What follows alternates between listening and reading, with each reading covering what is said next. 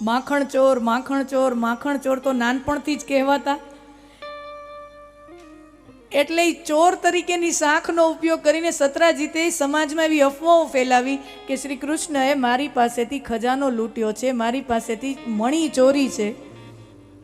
અને ખરેખર આ ખોટી અફવા છે. ભગવાને આવી કોઈ ચોરી કરી નથી. તો જેણે ચોરી કરી છે અને જ્યાં મણી છે ત્યાંથી ભગવાન ગોતી લઈ આવે છે. આખું 28 દિવસનું યુદ્ધ થાય છે. બહુ વિસ્તારમાં વર્ણન છે, પણ આપણે ટૂંકમાં સમજવું હોય ને તો ભગવાનને મણી લાવવા માટે જ્યાંથી મણી ખોવાઈ ગયો છે ત્યાંથી પાછો મેળવીને સત્રાજીતને આપવા માટે 28 દિવસનું યુદ્ધ કરવું પડે છે. તો યુદ્ધ કરી અને ભગવાન પાછા આવ્યા દ્વારકામાં, અને દ્વારકાના મહેલમાં આવીને બધા યાદવોની સભા બોલાવી અને સત્રાજીતને ત્યાં ઊભો કરીને કે શ્રી કૃષ્ણએ દ્વારકાધીશે તારો મણી નથી ચોર્યો, તારો મણી હું ગોતી આવ્યો છું, લે આ તારો મણી. એટલે આ રીતે એના અફવાની ખોટો આક્ષેપનું ખંડન કરે છે ભગવાન. અને સત્રાજીત લુચ્ચો માણસ કે દ્વારિકામાં રહેવું અને દ્વારિકાધીશ સાથે વેર બાંધવો પોસાય એમ નથી. पानी में रहो और मगरमच्छ से बैर, जहां पर जिसका साम्राज्य है, जहां पर जिसकी सत्ता है, वहीं पे रहना और उसी से बैर, ये तो नहीं चल सकता. એટલે સત્રાજીત અત્યંત લૂચો માણસ સમજી ગયો કે મારા અને શ્રી કૃષ્ણના સંબંધો અત્યંત વણસી ગયા છે, અત્યંત ખરાબ થઈ ગયા છે. હવે એ સંબંધો સુધારવા માટે અત્યંત ચતુર એવો સત્રાજીત 2 પ્રસ્તાવ મૂકે છે કે હે દ્વારકાધીશ, હું તમને 2 ભેટ આપવા માંગુ છું. એક, રત્નોમાં શ્રેષ્ઠ એવો સમયંતક મણી જે આપણા ઝઘડાનું મૂળ કારણ હતું એ હું તમને ભેટ તરીકે આપવા માંગુ છું. અને બીજું, નારી રત્નોમાં શ્રેષ્ઠ એવી મારી દીકરી સત્યભામા એ હું તમને પત્ની રૂપે આપવા માંગુ છું. આપ એનો સ્વીકાર કરો, એનો પત્ની રૂપે સ્વીકાર કરો. હવે એક વખત દીકરી દઈ દઈએ એટલે સંબંધ તો પછી વેવાઈના થઈ ગયા ને, સાસરા જમાઈના થઈ ગયા, એટલે પછી સંબંધ તો આખા પછી અલગ થઈ જાય. એટલે સંબંધને ગાઢ બનાવવા માટે પોતાની દીકરી સત્યભામાના લગ્ન કરાવે છે ભગવાન શ્રી કૃષ્ણ સાથે. રામાયણમાં આપણે એક પાત્ર આવે છે જેણે ભગવાન રામની ખૂબ સહાયતા કરી છે. રામ રાવણના યુદ્ધમાં આ પાત્રની સમજદારીએ, એની ચતુરાઈએ અને એની વાકચાતુર્યતાએ અને એની સમજણે ભગવાન શ્રી રામની ખૂબ મદદ કરી છે. અને ભગવાન એમની સેવાથી રાજી થઈને એમ કહે છે કે હું જ્યારે અષ્ટમ અવતાર ધારણ કરીશ ત્યારે ફરીથી તમને દર્શન આપીશ. તમારી સેવાથી એટલો રાજી થયો છું કે 8મો અવતાર લઈશ, કૃષ્ણ રૂપે અવતરીશ, ત્યારે ફરીથી તમને દર્શન આપીશ. અને એ પાત્ર બીજું કોઈ નહીં, રામ રાવણના યુદ્ધ વખતે સુગ્રીવ, હનુમાનજી અને સાથે એક ત્રીજું મોટું વ્યક્તિત્વ હતું, એ હતા જાંબુવંત રીંછ. જાંબુવંત રીંછ ભગવાન 8મો અવતાર જ્યાં કૃષ્ણ અવતાર ધારણ કરે છે ત્યારે ફરીથી જાંબુવંતજીને દર્શન આપે છે. અને જાંબુવંતની દીકરી જાંબુવંતી સાથે ભગવાનનો વિવાહ થાય છે. જાંબુવંતજીની દીકરી જાંબુવંતી, રામાયણમાં આપણે જોયું છે ને જાંબુવંતજીનું પાત્ર, એના દીકરી જાંબુવંતી સાથે ભગવાન લગ્ન કરે છે. તો આમ પછી મિત્રવૃંદા, સત્યા, ભદ્રા, લક્ષ્મણા, આમ કરીને ભગવાનની 8 પટરાણીઓની કથા છે. ઘણા જુવાનીઓ બહુ કહેતા હોય ભગવાનની 16,108 રાણીઓ.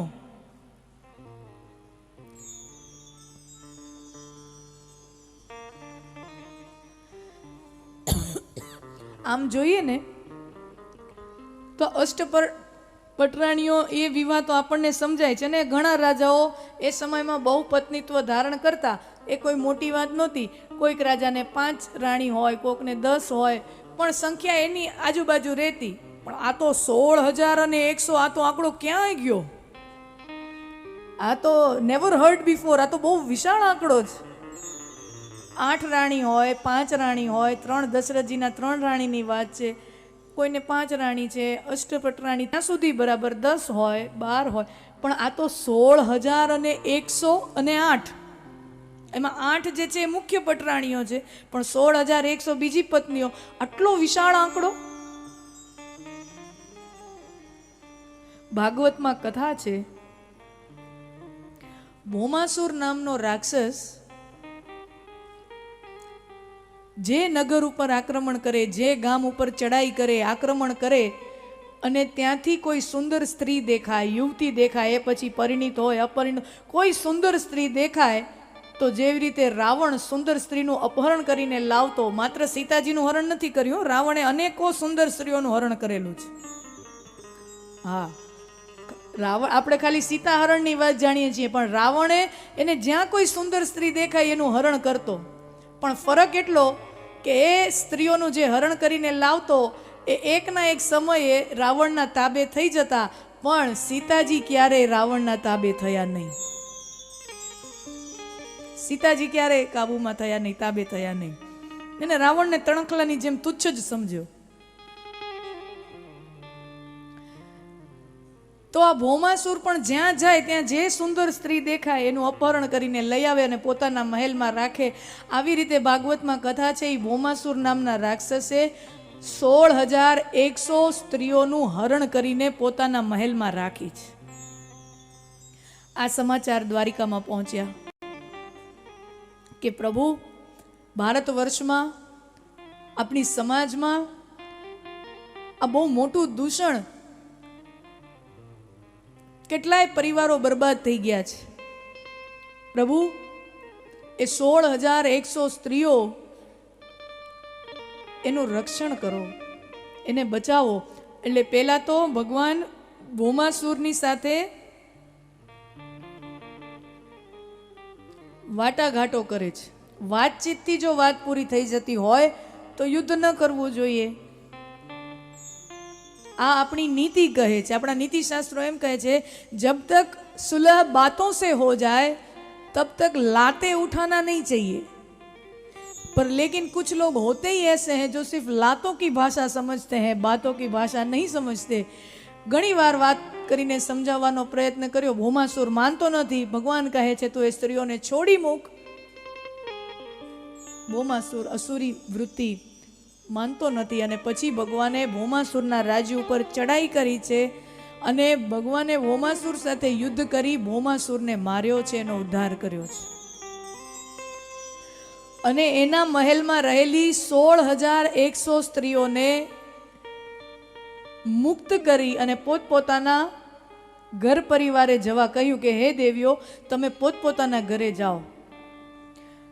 એ 16,100 સ્ત્રીઓ કોઈ પોતાના ભાઈના ઘેર, પિતાને ઘેર, કોઈ પોતાના પતિને ઘેર, આવી રીતે આમ પાછી આવી છે સમાજમાં. પણ આપણે સમાજને તો ઓળખીએ છીએ. સ્ત્રી સાથે કોઈ અઘટિત બનાવ બની જાય, એમાં ભલે સ્ત્રીનો કોઈ અપરાધ નથી, એનું ચરિત્ર નિષ્કલંક છે, પણ છતાંય સમાજ એ સ્ત્રીને ક્યારેય માફ નથી કરી શકતો કે જે સ્ત્રી સાથે આવો અઘટિત બનાવ બન્યો હોય. એ સ્ત્રીઓ પોતાના ભાઈને ત્યાં આવી, પિતાને ત્યાં આવી, પતિને ત્યાં આવી, અને બધાયથી જાકારો મળે છે, બધાય દરવાજા બંધ કરી દે છે કે તને તો ભૌમાસુર ઉપાડી ગયો તો અમે તને હવે ન રાખીએ. તને ભૌમાસુર ઉપાડી ગયો તો હવે અમે તને પાછી ન રાખીએ. આવી રીતે 16,100 સ્ત્રી નિરાધાર, ન પતિનો આધાર, ન ભાઈનો આધાર, ન પિતાનો આધાર, કુટુંબ પરિવાર કોઈ નથી, એવી 16,100 સ્ત્રીઓ સમાજમાં નિરાધાર, કોઈ આધાર વગર ફરી રહી છે, જેનું કોઈ નથી. અને આ પણ એક સત્ય છે સમાજનું, જે સ્ત્રી કોઈની ન હોય એ જાણે કેમ બધાયની હોય એવી કુદૃષ્ટિ સમાજ એની તરફ રાખતો હોય છે. આ પણ સમાજનો અરીસો છે, આ સત્ય છે. તો બધા સમાજમાંથી કુદૃષ્ટિઓ એની ઉપર પડવા માંડી. ડગલે ને પગલે સ્ત્રીઓને અપમાન સહન કરવા પડ્યું. અને સ્ત્રીઓને એમ કે આના કરતાં તો અમે ભૌમાસુરના મહેલમાં હતા ને, એ ભલે અમારું અપહરણ કરી ગયો તો પણ અમે ભૌમાસુરના મહેલમાં હતા, એ અમારા માટે સારું હતું. આ સમાજમાં અમે પાછા આવ્યા ને, હવે અમારાથી જીવાતું નથી, આ અપમાન અમારાથી જોવાતું નથી. જુઓ, ઘણી વખત આપણે કંઈક બહુ નેક ઈરાદાથી કામ કરવા જઈએ ને, આપણો આશ્રય સારો હોય, આપણો ઈરાદો સારો હોય, આપણી ભાવના સારી હોય અને એના સારા પરિણામ આવે, એના માટે આપણે કોઈ સારું કામ કરવા જઈએ તો ઘણી વખત એના અવળા પરિણામ આવતા હોય છે. કરવા જઈએ કંઈક સારું પણ એના બિલકુલ ઊંધું પરિણામ આવતું હોય. અહીંયા ભગવાનની ભાવના કેટલી શુદ્ધ અને કેટલી શ્રેષ્ઠ હતી કે એ સ્ત્રીઓ પાછા પોતપોતાના ઘરે જાય, પોતપોતાના પરિવારમાં જાય, એનું પરિવાર, એનો સંસાર, ઘર પરિવાર ચાલે. ભગવાનનો ભાવના કેટલી વિશુદ્ધ છે અને એ હેતુથી એ સ્ત્રીઓને મુક્ત પણ કરાવી છે, પણ પરિણામ કેવું અવળું આવ્યું. હવે એ જ સ્ત્રીઓ એમ કે છે આના કરતાં તો અમને ભૌમાસુરે લઈ લીધી હતી, રાખી લીધી હતી, એની પાસે એ સારું હતું, આ અપમાન અમારાથી સહન થતું નથી.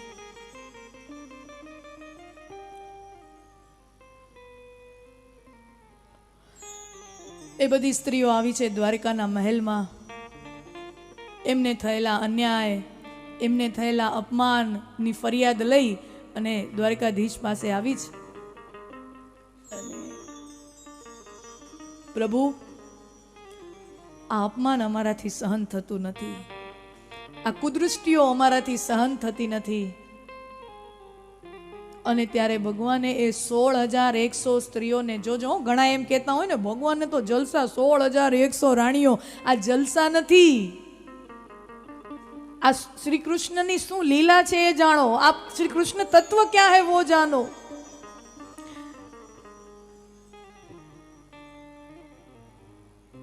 ભગવાને એ 16,100 સ્ત્રીઓને દ્વારિકાના મહેલમાં એમને કહ્યું કે હે દેવીઓ, હે સ્ત્રીઓ, હે સન્નારીઓ, તમે કોઈ પાપ કર્યું નથી, તમારું ચરિત્ર નિષ્કલંક છે, તમારો કોઈ અપરાધ નથી. અપરાધ કરવા વાળો હતો એ ભૌમાસુર, એનો દંડ એને ક્યારનોય મળી ચૂક્યો છે. એના કરેલા અપરાધનો દંડ તમને નહીં મળે.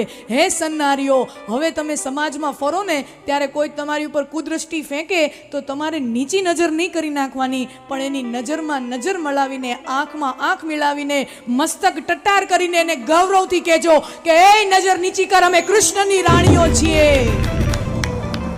અમે कृष्ण पत्नियों છીએ, नजर नीची करो,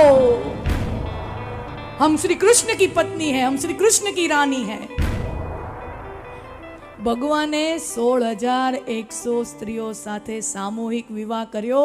એ 16,100 સ્ત્રીઓનું આત્મસન્માન અને આત્મગૌરવ આ ભગવાને આ રીતે એમની સાથે પરિવાર બનાવી અને સરસ મજાનું સ્થાપિત કર્યું છે. આ 16,108 સ્ત્રીઓનો બહુ વિશાળ પરિવાર અને એની જવાબદારી લીધી છે.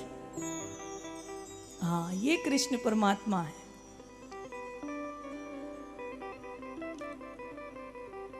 અને આમ પણ તમે જોજો, કૃષ્ણ ભક્તિ તો આમ તો જો બધાય કરે, પણ વિશેષ કરીને સ્ત્રીઓમાં જે કૃષ્ણ ભક્તિ હોય છે ને એ અનન્ય હોય છે. ભાઈઓ પણ કરે, એની ના નહીં, સેવા પૂજા કૃષ્ણ ભગવાનની કરે એની કોઈ ના નહીં, પણ તમે જોજો જે પ્રેમ, જે સ્નેહ બહેનોને શ્રી કૃષ્ણ પ્રત્યે હોય છે ને એવો ભાઈઓમાં ઓછો જોવા મળે. બહેનોમાં વિશેષ હોય. શું કામ? કારણ કે આખું ભગવાનનું તમે જીવન ચરિત્ર તમે જુઓ ને, અને બીજા અનેકો પરમાત્માના અવતારો છે, પણ પરમાત્માનું એકેય અવતાર એવું નથી જેવું શ્રી કૃષ્ણનું છે, જે સ્ત્રીઓને એટલા સમજી શક્યા છે. ગોકુળના ગામમાં ગોપીઓ સાથે મહારાસ રમવાનો હોય, એની સાથે લીલાઓ કરવાની હોય, ત્યાંથી માંડીને દ્રૌપદીના ચીર હરાઈ રહ્યા હોય, અને એના 5 પતિઓ, મહાબળી મહાવીર એવા પતિઓ જેના 5 હોય, ઈ જ્યારે એની સહાય નથી કરી શકતા ત્યારે દ્વારકાધીશ પાંચાલી દ્રૌપદીની સહાય કરે. સખી છે, મિત્રતાનો સંબંધ છે, પણ કેટલી પવિત્ર મિત્રતા છે, કેટલી પવિત્ર મિત્રતા છે દ્રૌપદી અને શ્રી કૃષ્ણ વચ્ચે. અને મહાભારત વાંચીએ કે ભાગવતનું વર્ણનો વાંચીએ ને તો એમ થાય